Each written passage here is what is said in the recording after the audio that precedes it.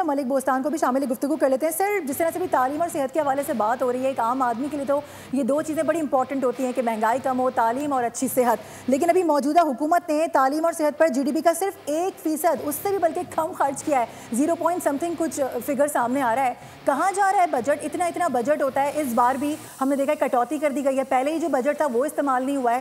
किस तरह से अवाम सर्वाइव करेंगे? बजट तो एलीट क्लास के पास जा रहे हैं ना। देखो, पिछले साल 39 खरब था, अब बढ़ के 58 खरब हो गए। तो इनकी अयाशियाँ तो ख़त्म ही नहीं हो रही है। उनके ऊपर तो मुराद पे मुराद दिए जा रहे हैं। तो गरीब के लिए क्या बचेगा, तालीम के लिए क्या बचेगा, हेल्थ के लिए क्या बचेगा, ज़राअत के लिए क्या बचेगा? सारा पैसा तो ये हजम कर रहे हैं। और ऊपर से ये भी नारे लगा रहे हैं कि हम मुराद वापस ले रहे हैं। कोई मुराद, जब तक ये मुराद वापस नहीं ले होंगे पाकिस्तान तरक्की कर ही नहीं सकता।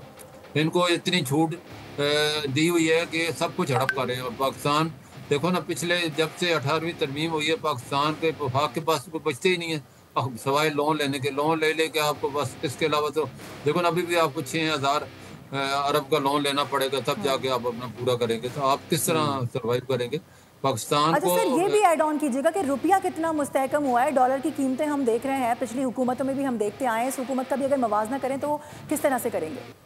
देखो, रुपये ने बड़ा रिकॉर्ड मुस्तहकम दिखाया है। आप देखें, 2 साल पहले रुपये की 400-500 की बातें हो रही थी और डॉलर जो है नायाब हो चुका था। और इंपोर्ट के लिए पैसे नहीं थे, 3000 कंटेनर पोर्ट पे खड़े थे। शिपिंग और एयर बिल के लिए पैसे नहीं थे।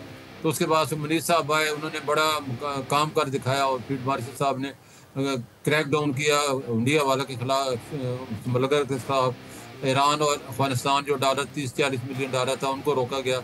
और उसके बाद वही रुपया जो कि 340 से कम होकर 270 पे आया। इसहाक डार साहब ने आपके सामने ट्वीट भी किया था। और डॉलर जो मैं समझता हूँ अभी भी अंडर वैल्यू है। आप रीजन में देखें, इंडिया का 82 है, बांग्लादेश 95 है, अफगानिस्तान का 70 है। तो हमारा कसूर ये है कि हम अपने रुपये में इस्तेमाल नहीं कर रहे। हमारे 8 अरब डॉलर माना तनख्वाह ले रहे हैं ओवरसीज पाकिस्तानी, जो 1.5 करोड़ हैं। और सिर्फ 4 अरब डॉलर पाकिस्तान भेज रहे हैं।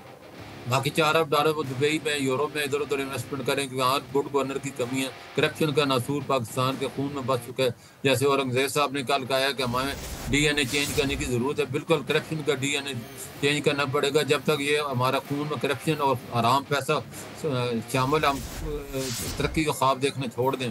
हमें इस DNA को चेंज करना है और पूरी कौम को कमर बस्ता होकर इसके खिलाफ जहाज करना पड़ेगा। तभी जाके ये मेरा ख्याल है करप्शन ख़त्म होगी। वरना करप्शन का नसूर ख़त्म नहीं होगा। पाकिस्तान का तरक्की का ख्वाब छोड़ दें देखना। बिल्कुल ऐसा। सब्सक्राइब करें और बेल दबाएं ताकि कोई खबर रह न जाए।